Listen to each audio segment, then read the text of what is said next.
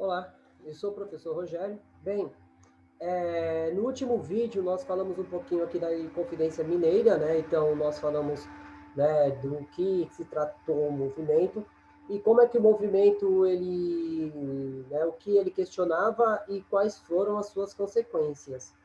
Bem, então hoje nós vamos falar de um outro movimento que ele é mais ou menos contemporâneo, né, do período da Inconfidência Mineira, mas ele quase é esquecido na história do Brasil, que é a Conjuração Baiana, né? Então, até o nome ele já se transforma.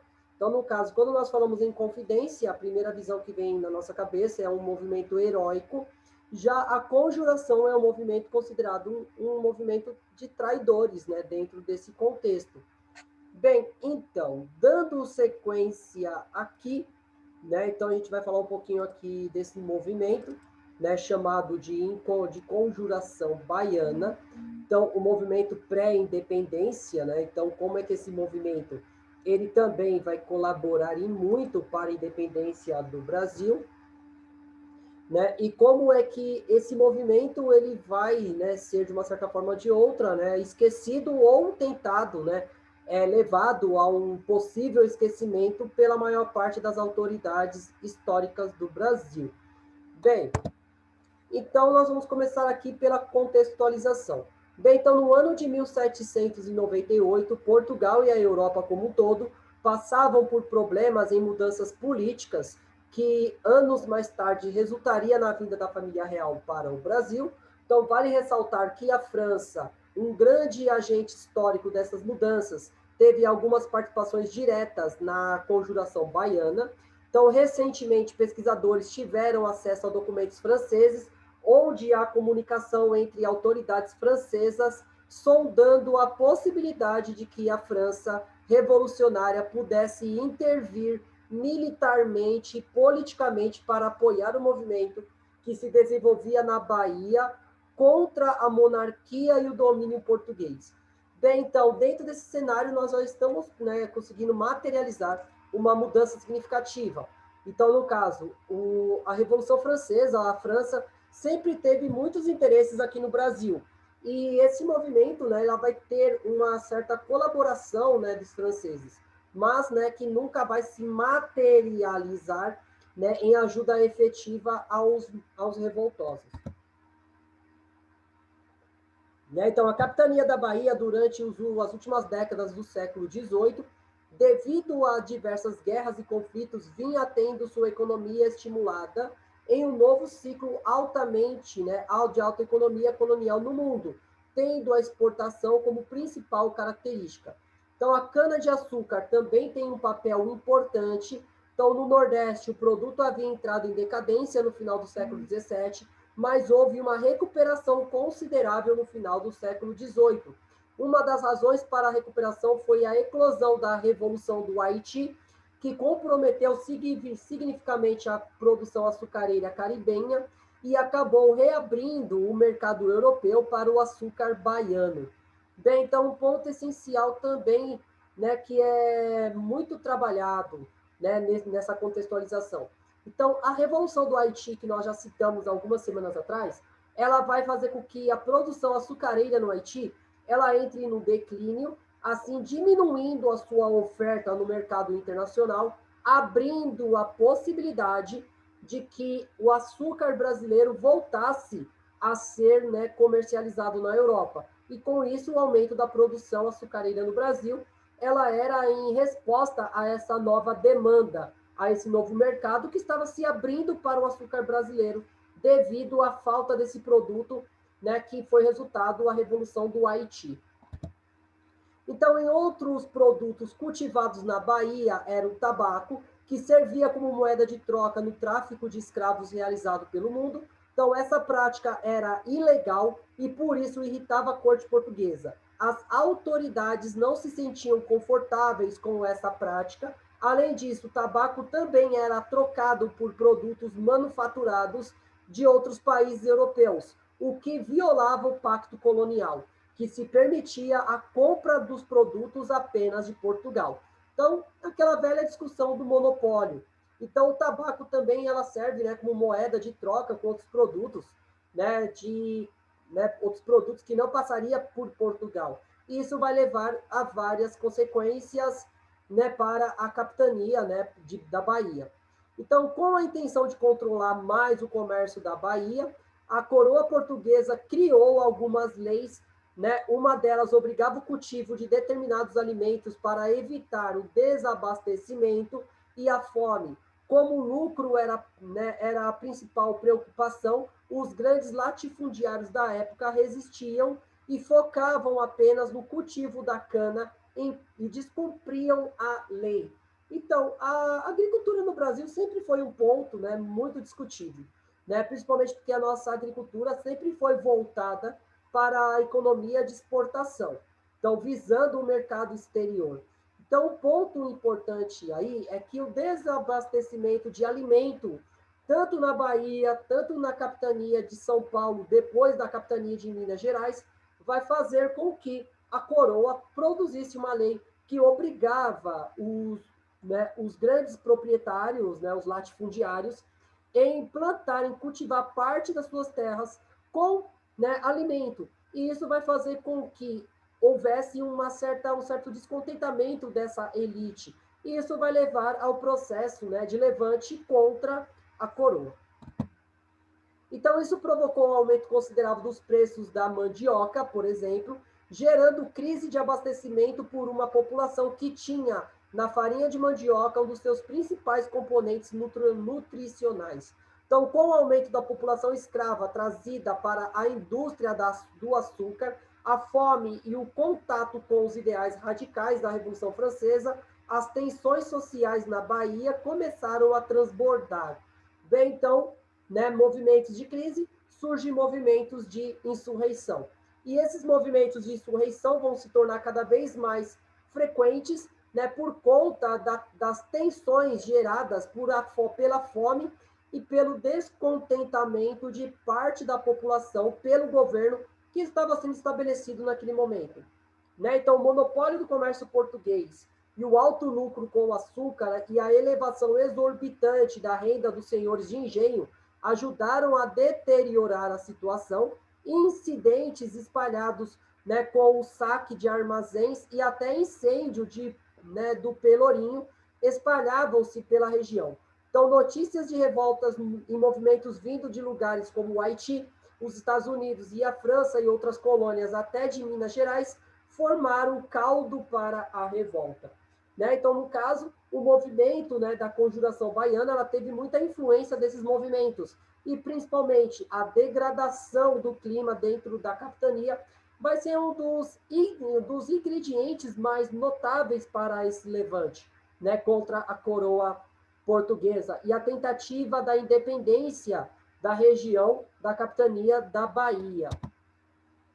Então, nós vamos falar um pouquinho dos seus antecedentes. Então, sendo essa capitania da Bahia governada por Dom Fernando José Portugal e Castro, de 1788 a 1801, a capital Salvador fervilhava com queixas contra o governo, cuja política elevava os preços dos mantimentos mais essenciais, causando falta de alimento, chegando ao povo a arrombar os açougues né, da ausência da carne. Então, o preço dos alimentos ela era tão exorbitante que vai levar a revoltas pontuais dentro desse cenário. E isso vai levar ao descontentamento e, no caso, a substituição do governador geral.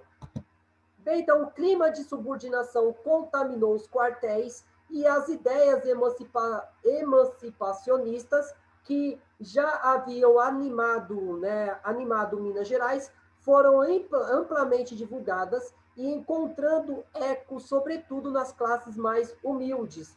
Então, no caso, a população mais simples vai se sentir representada nessa teoria, né, nessa teoria de emancipação, de dependência vindo da região de Minas Gerais.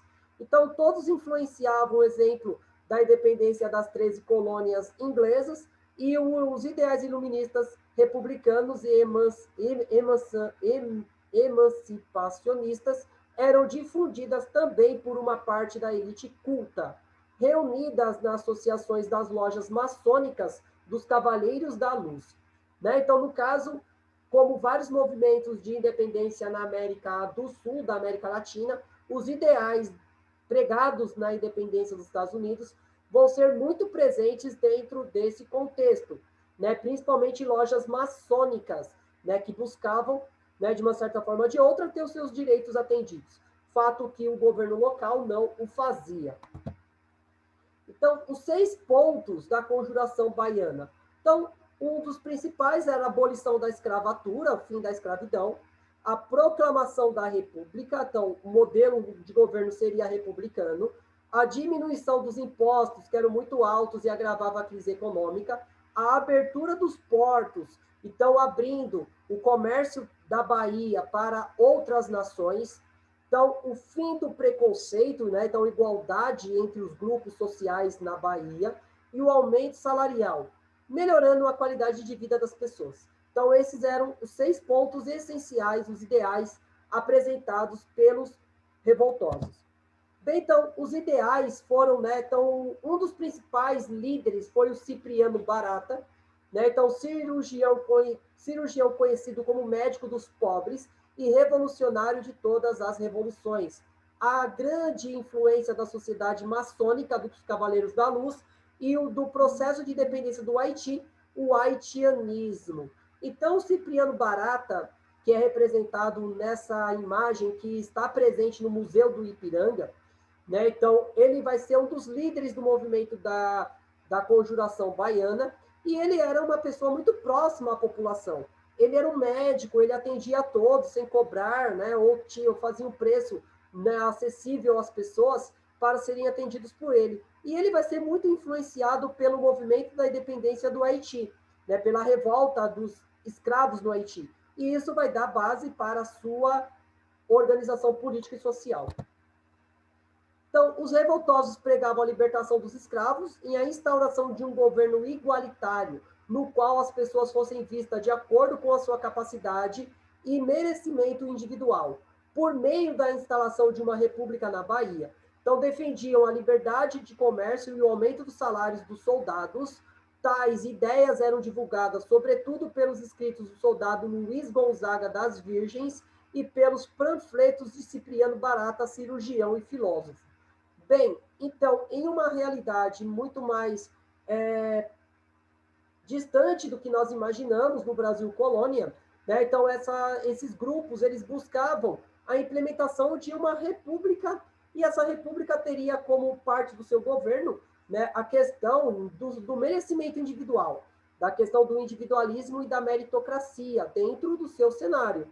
Né? Então, no caso, esses panfletos escrito pelo Luiz Gonzaga das Virgens e pelo Cipriano Barata vai começar a circular entre a população letrada e a população não letrada, que ouviam os discursos em praça pública.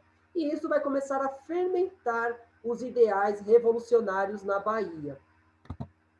Então, a revolta. No dia 12 de agosto de 1798, o movimento precipitou-se quando alguns dos seus membros, distribuindo panfletos na porta das igrejas e colocando-os na esquina da cidade, alertaram as autoridades que, de ponto, reagiram, detendo-os, tal como a Conjuração Mineira, interrogados, acabaram delatando os demais envolvidos, né? No caso, todos os seus participantes. Né? No caso, entre os mais significativos, foi o Lucas Dantas, o Manuel Faustino, o Luiz Gonzaga e o João de Deus, né? Que vão ser os mártires do movimento. Serão eles que serão julgados, condenados e mortos, né? E outros mais. Bem, então, um desses panfletos, né, declarava: animai-vos, povo baiense, que está para chegar o tempo feliz da nossa liberdade, o tempo em que todos seremos irmãos, o tempo em que todos seremos iguais.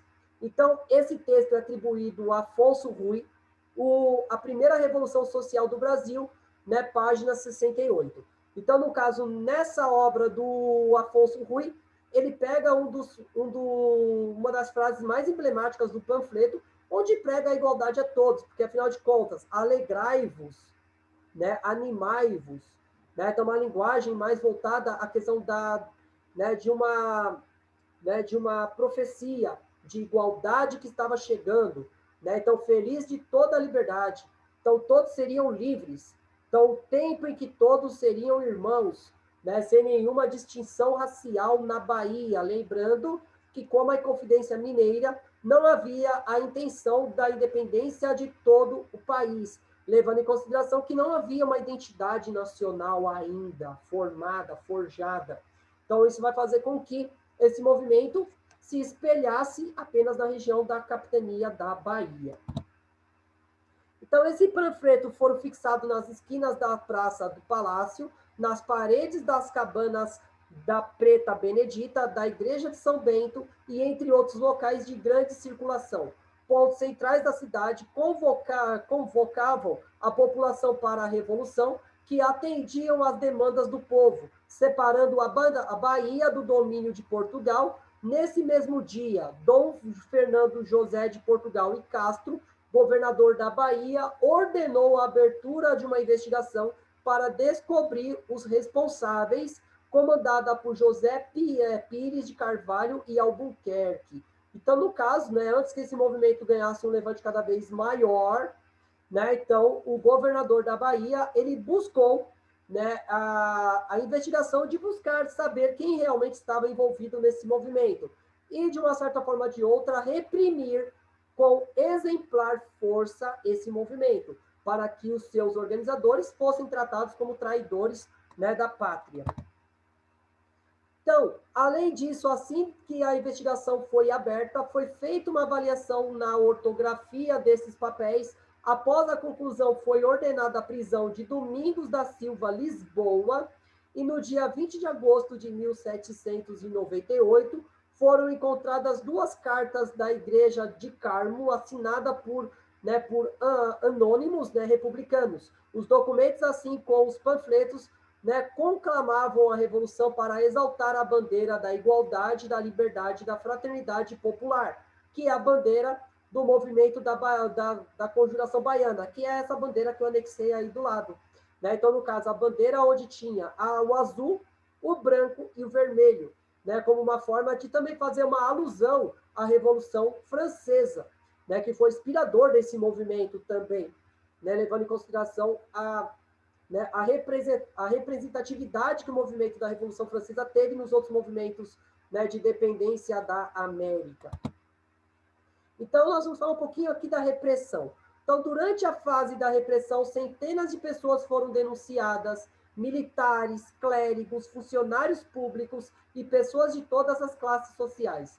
Dessa, 49 foram detidas, a maioria tendo procurado abjurar, né, a sua participação, buscando demonstrar inocência. Então, eles buscavam negar, abjurar, negar a sua participação no movimento, mas eles foram, né, presos, foram interrogados e muitos deles, né, sofreram, né, punições exemplares. Então, após a continuidade das investigações e prisões dos envolvidos, a Ordem dos Carmelitas, né, então descalços, foi convocada pela autoridade a tomarem confissões e acompanharem os condenados.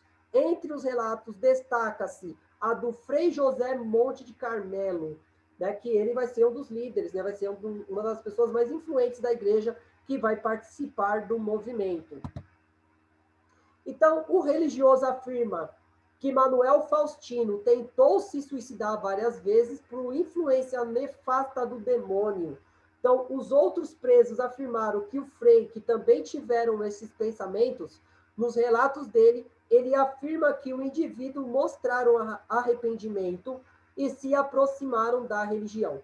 Os outros 2 condenados, no caso João de Deus, Luiz Gonzaga, tentaram fugir, né, fingir uma condição de loucura e perdendo o juízo diversas vezes. Então, no caso, né, o Manuel Faustino, ele vai ter essa declaração, né, ele vai tentar manipular o seu discurso, tentando se afastar, né, da condenação, mas, né, colocando, no caso, o João de Deus e o Luiz Gonzaga em uma situação, né, bem conflituosa. Isso é um ponto também que nós devemos discutir.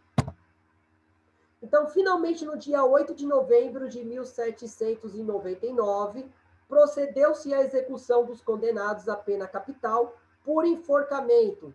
Na seguinte ordem: o alfaiate Manuel Faustino dos Santos Lira, o soldado Luiz Gonzaga das Virgens e o mestre alfaiate João de Deus do Nascimento. De acordo com o Frei, tropas militares ocupavam a Praça da Liberdade e havia uma ampla presença do povo, que se reuniu para assistir. Havia uma banda de cornetas e trombones, né, e tambores. A cerimônia começou por volta das 11 horas da manhã, com os presos caminhando com mãos algemadas nas costas. O quinto condenado à pena capital, o Ourive Luiz Pires, fugitivo, jamais foi localizado.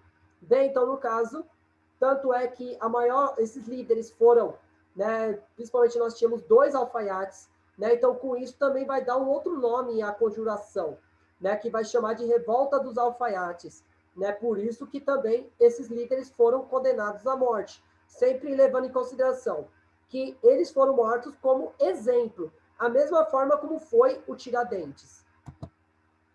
Então, pela sentença, todos tiveram os seus nomes em memória malditos até a 3ª geração. Então, os despojos dos executados foram expostos da seguinte forma: a cabeça do Lucas Dantas ficou, espetada no campo do dique do Desterro, a de Manuel Faustino no Cruzeiro de São Francisco, e a de João de Deus na rua direita do palácio, atual Rua Chile. Então, e a cabeça do Luiz Gonzaga ficaram pregadas na forca, né? Então, as mãos, né? No caso, as mãos do Luiz Gonzaga ficaram pregadas na forca levantada na Praça da Piedade, então, a principal da cidade. Bem, então, no caso, né, eles usaram da crueldade, né, e uma forma para colocar medo na população. Quem se levantasse contra o governo colonial, o resultado seria muito similar. Então, essas pessoas seriam executadas. Então, depois do cumprimento das penas de morte, devido ao calor intenso em Salvador, os pedaços dos corpos começaram a entrar em decomposição. Segundo o Frei, a cidade foi tomada por urubus e no dia 11 de novembro de 1799, o relato é de que o ar da cidade era irrespirável, a podridão invadira todas as casas e a população temia por sua saúde. Este despojo ficaram à vista, né, para exemplo da população por 5 dias, tendo sido recolhido no dia 13 pela Santa Casa de Misericórdia, instituição responsável pelo cemitério da época da colônia, né, do Brasil colonial, o que fez sepultar em local desconhecido. Então, o corpo dos executados foram, né, sepultados em locais onde, teoricamente, eles não seriam roubados também, né, para servir como símbolo da manifestação. E com isso, né, numa certa forma ou de outra, diminuir a sua força dentro do cenário histórico do período. Então, no caso, em ordem, né, os envolvidos foram condenados à pena de degrado, né, então eles foram, né, expulsos da colônia, né, com a determinação de ser sofrido na costa ocidental da África, fora dos domínios portugueses, né, de Portugal, o que equivale à morte foram eles. No caso, o José Freitas Socata e Romão Pinheiros, deixado em Acara sobre o domínio holandeses, o Manuel Santana de Aquito, então domínio dos dinamarqueses, o Inácio da Silva Pimentel, no Castelo da Mina, sob o domínio holandês, o Luiz da França Pierre, né, em Cabo Corso, o José Félix da Costa, em Fortaleza dos Mouros, né, de Moura, José do Sacramento em Comenda, sob o domínio inglês. Então, eles foram degradados, eles foram expulsos do domínio português, que era praticamente, né, a morte.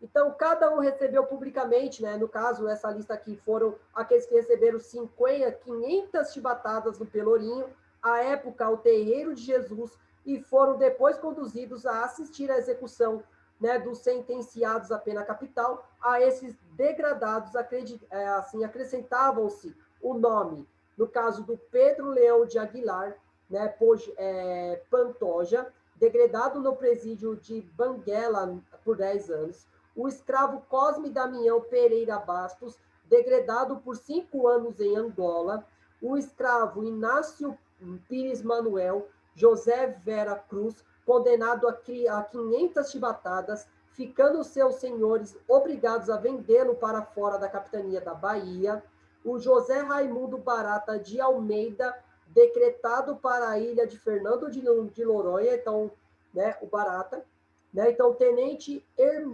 Hermógenes Francisco Aguilar Pantoja e José Gomes de Oliveira Borges permaneceram detidos por 6 meses em Salvador, e o Cipriano Barata, detido de 19 de setembro de 1798, solto em janeiro de 1800. Então, no caso, Cipriano Barata ainda vai ter outras participações na história do Brasil durante o período da independência.